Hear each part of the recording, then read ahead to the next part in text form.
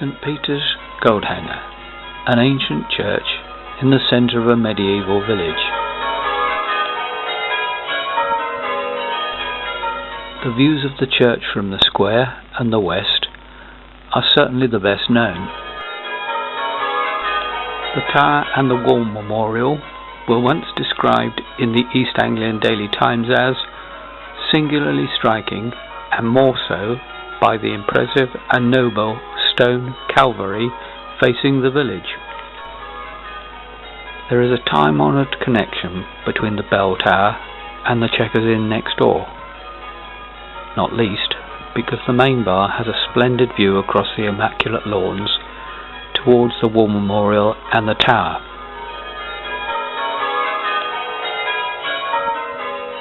And the 15th century tower has a prominent checkered pattern set into the stonework.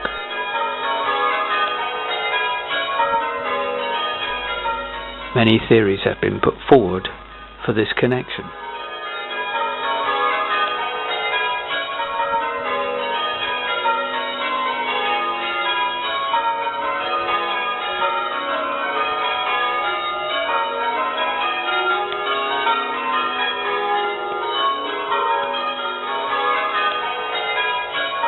So what was this scene like in the past? Here is a postcard view from 1908. The War Memorial was, of course, not there, but apart from the ivy on the tower, the scene is very similar. Here is a photo of the War Memorial just after it was built in 1920, showing the pristine white Portland stone. The view from the south is also very similar to today, but sadly the elm trees have gone.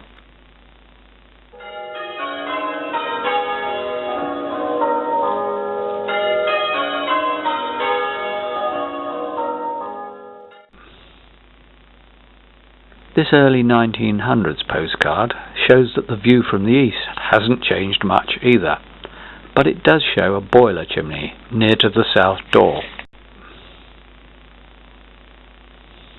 This sketch is hanging at the back of the church and is dated 1780.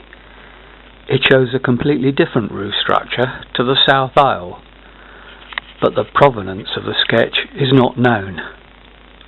And using historical information now available, we can go back much further. This sketch shows how the church may have looked when it was originally built in the 11th century.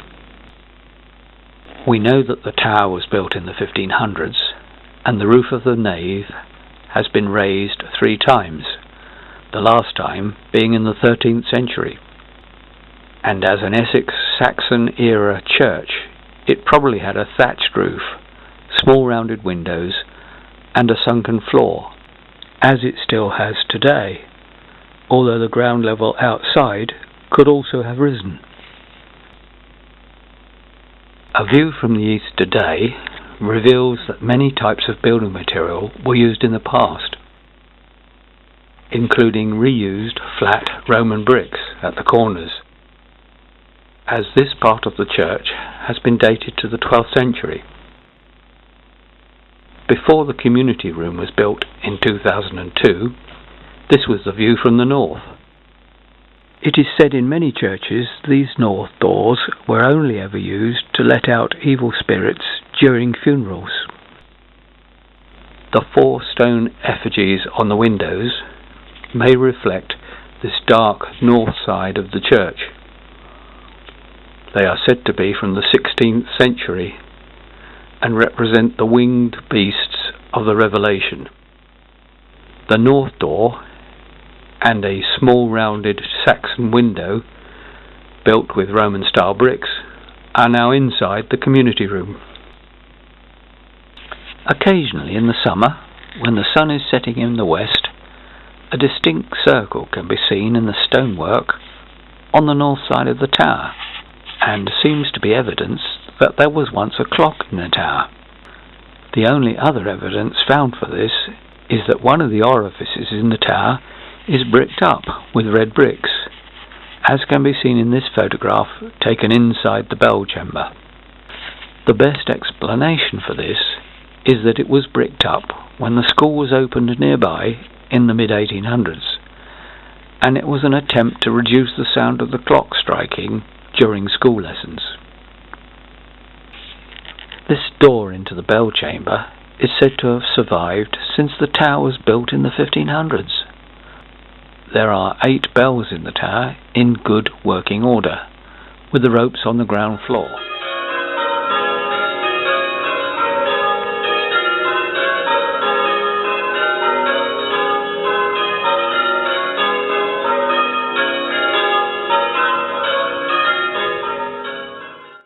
And a working Elecom chimes.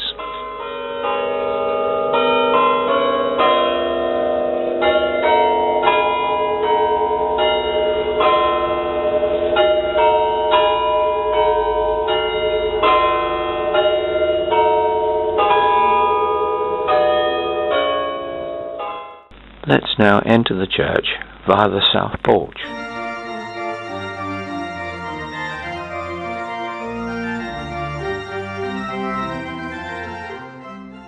Either side of the door are 2 stone carvings, both of which include salamander-type lizards.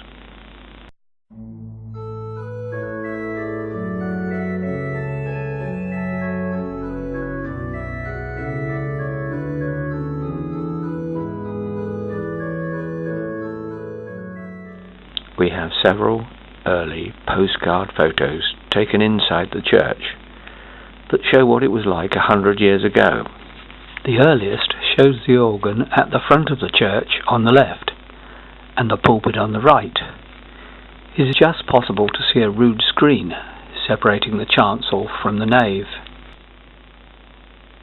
This recent photo, taken from near the altar, shows the impressive crown post roof.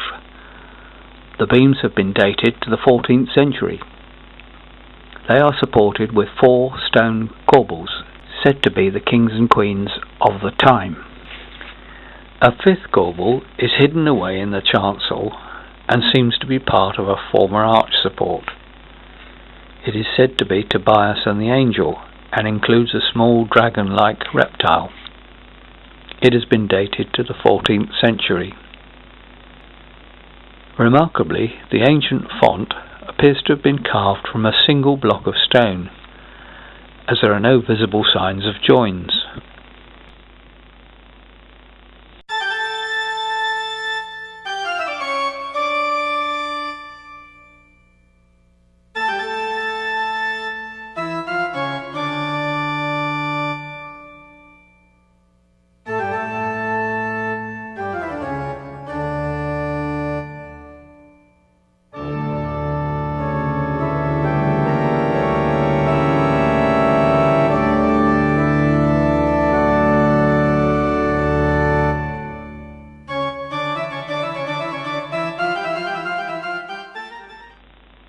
Portraits of the Reverend Lee and the Reverend Gardner are displayed on the vestry wall.